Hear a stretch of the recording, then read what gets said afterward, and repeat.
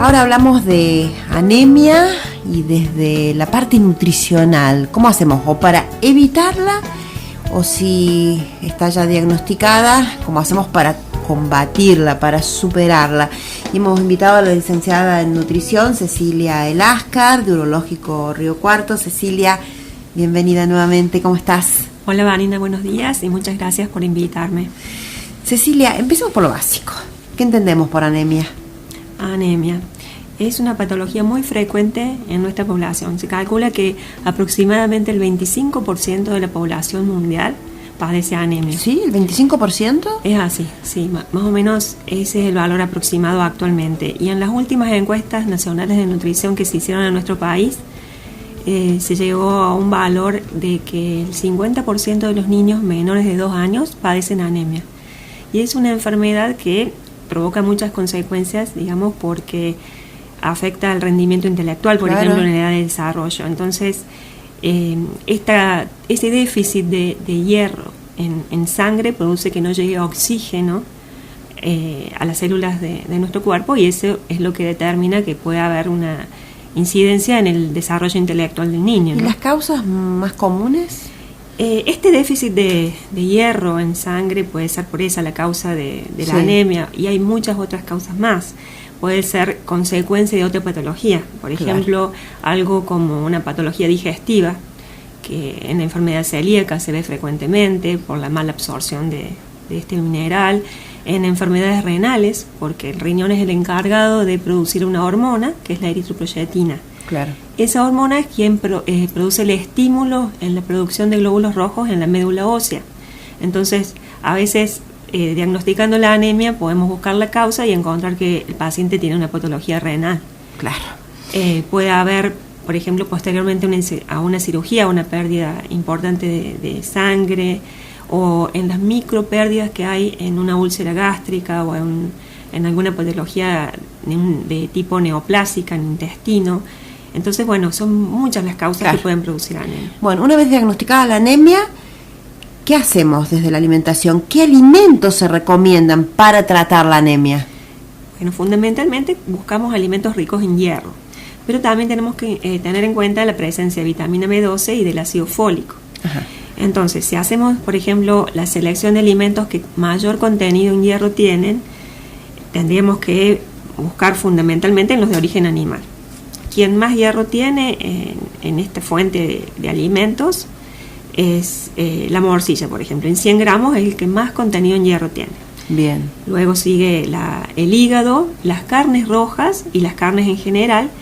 Y los alimentos de origen vegetal podemos conseguir hierro en las lentejas, en la espinaca, en la acelga, en semillas de sésamo negro, y siempre buscando que estos alimentos se ingieran junto con alimentos que tengan vitamina C, porque esta es la clave para facilitar la absorción de hierro. Ah, bien, bien. ¿Y cuáles son los alimentos? Hay que hacer una combinación, entonces. Así. Siempre tener en cuenta eso. Por ejemplo, si consumimos entonces, un alimento rico en hierro, acompañarlo con otra fuente de vitamina C. ¿Cuáles serían? Por ejemplo, los cítricos. Bueno, todos los cítricos que justamente son estacionales: naranja, pomelo, mandarina, limón. Y, por ejemplo, el tomate fresco, que no se llevó a cocción, porque la característica de la vitamina C es que es muy abundante en el reino vegetal, pero se pierde por cocción. Entonces, los alimentos deben ser frescos para que se pueda aprovechar esta vitamina. O sea, sería, por ejemplo, estoy hablando de ¿cómo lo llevamos a la práctica, digamos? Por ejemplo, una preparación que lleve carne roja, por ejemplo, bife o milanesa, acompañarla con una ensalada de tomates que tiene vitamina C, o en el agua que tomemos agregarle unas gotitas de jugo de limón, o comer una fruta que sea cítrica. Claro, el postre que sea una naranja, una mandarina. Exacto. Y en el caso que sea una preparación, por ejemplo, con lentejas, que tiene mucho hierro, siempre el elemento cárnico, por ejemplo, agregar una partecita con carne que no sea a lo mejor tan grande como un bife o una preparación que tenga como principal ingrediente la carne. Una pequeña porción de carne va a facilitar la absorción del hierro que contienen las legumbres. Ah, bien. Y siempre acompañar, ya decía, con la vitamina C como postre o como en el tomando jugo de naranja o el agua con limón para reforzar la absorción. Y así como hablamos de estos factores facilitadores de la absorción del hierro, hay otros que inhiben la absorción y eso también es muy importante tener en cuenta. Bien, ¿cuáles son? Fundamentalmente las bebidas gaseosas, las bebidas cola, las infusiones como el té, el mate, impiden la absorción del hierro. Entonces, siempre consumir estas infusiones en forma posterior a la ingesta de alimentos principales con hierro, más o menos 1 hora antes o 1 hora después, espaciar el consumo de estos alimentos para que no interfieran en la absorción de hierro. O sea que si comemos carne vacuna, tomate, todo como se dice, pero tomamos un vaso de bebida gaseosa, anulamos todo el efecto. Sí, impiden la absorción. Entonces, por ahí hacemos una dieta rica en hierro, pero acompañando con factores que impiden que se absorba, el efecto no va a ser el mismo.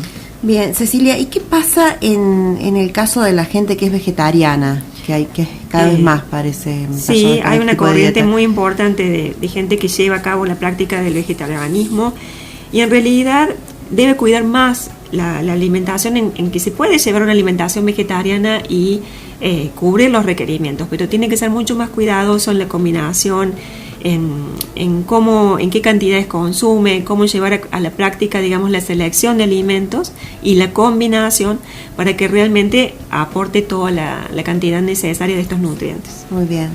Muchísimas gracias, licenciada Cecilia Eláscar, licenciada en nutrición. La encuentran en Urológico Río Cuarto. Cecilia, gracias. Gracias a vos, Vanina.